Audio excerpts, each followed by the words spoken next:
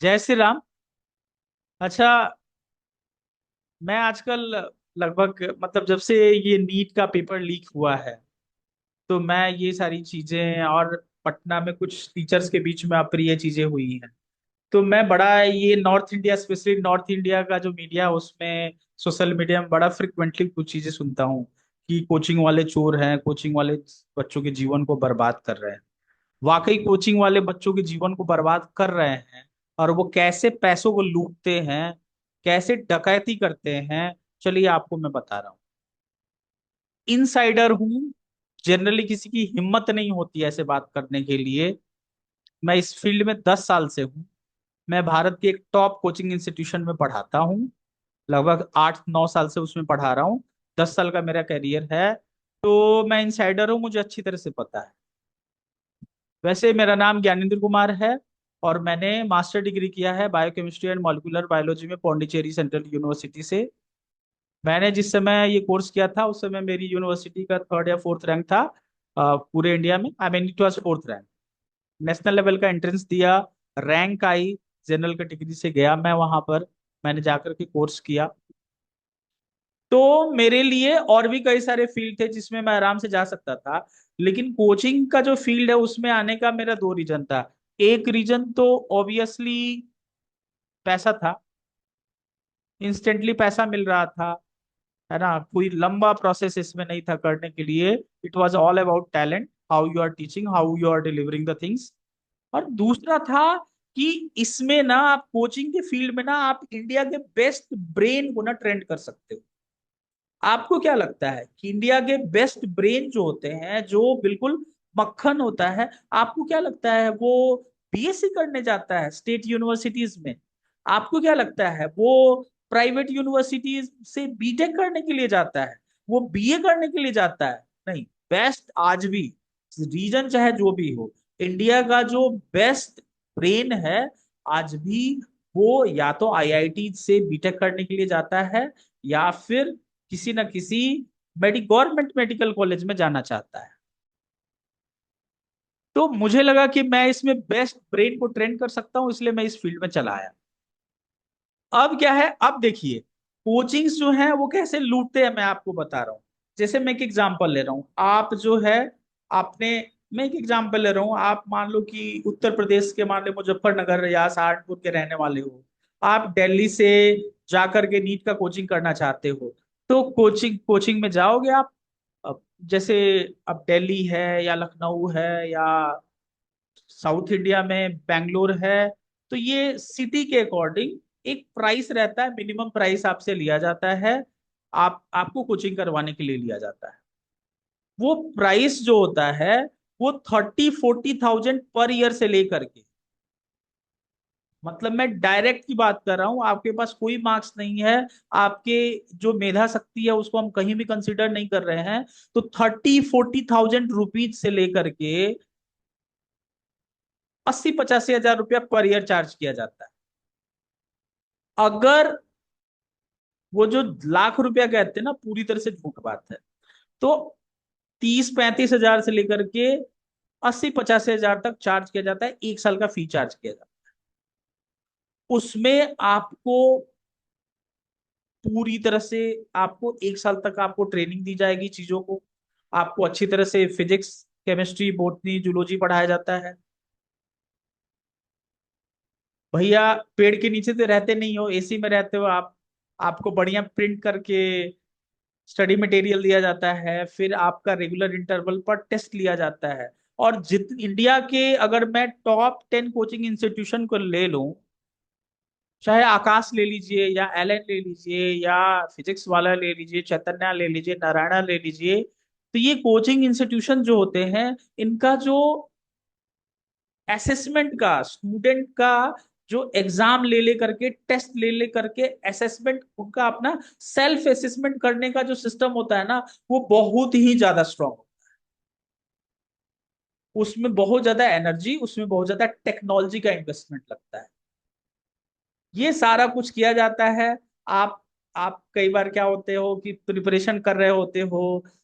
Generally देखिए, मैंने तो पूरे इंडिया में पढ़ा है, मैंने साउथ इंडिया में ही पढ़ाया है। बैंगलोर, चेन्नई पढ़ाया है, दिल्ली पढ़ाया है, अभी लखनऊ में मैं टीच कर रहा हूँ। मैंने एक चीज क्लियरली ऑब्जर्व किया है कि इंडिया के रूरल एरिया से आए हुए बच्चे, 90% बच्चे बहुत ही ज्यादा वीक होते हैं। मतलब आप समझ लो कि 12th करके आते हैं, उनको ठीक से पता नहीं होता है सेल क्या होता है, सेल के पार्ट्स क्या होते हैं। हम उनको वहां से शुरू करते हैं और धीरे धीरे नीट के लेवल पर लेकर के जाते हैं। बच्चे एग्जाम देते हैं, एग्जाम देने के बाद से हो सकता है उनका एग्जाम अच्छा नहीं गया हो। कई सारे बच्चों का अच्छा एग्जाम जाता है, कई सारे का नहीं जाता। अब एक बच्चा जो एमबीबीएस करने के लिए उसने एग्जाम दिया और उसका एग्जाम जो है वो ठीक से नहीं गया, तो उसके पास क्या विकल्प बचता है? बेटा उसके पास विकल्प एक और बचता है। उसके पास विकल्प बचता है क्या? मतलब जैसे कहते हैं ना कि उसकी जीवन बर्बाद हो गई, कोचिंग वालों ने सारा उसका मूल्यवान समय बर्बाद कर दिया। ऐसा बिल्कुल भी नहीं है, ये बिल्कुल गलत है। बेटा जो बच्चा नीट में अच्छा रैंक नहीं ला पाता है, वो हमारे सीयूईटी को करता है। सीयूईटी को करके वो हमारे इंडिया में 40 सेंट्रल यूनिवर्सिटी है, वो किसी भी सेंट्रल यूनिवर्सिटी से बैचलर डिग्री कर सकता है, उसमें भी शानदार कैरियर। इसके बाद से जितने भी टेस्ट है, जैसे कर्नाटका में केसीईटी होता है, जैसे उत्तर प्रदेश में सीनेट होता है, बिहार का अपना पैरामेडिकल टेस्ट है, तो जितने भी स्टेट हैं उनके नर्सिंग कोर्स का और पैरामेडिकल कोर्स का अपना अपना टेस्ट होता है। उसमें भी क्वेश्चन उसी से आते हैं जो नीट के होते हैं।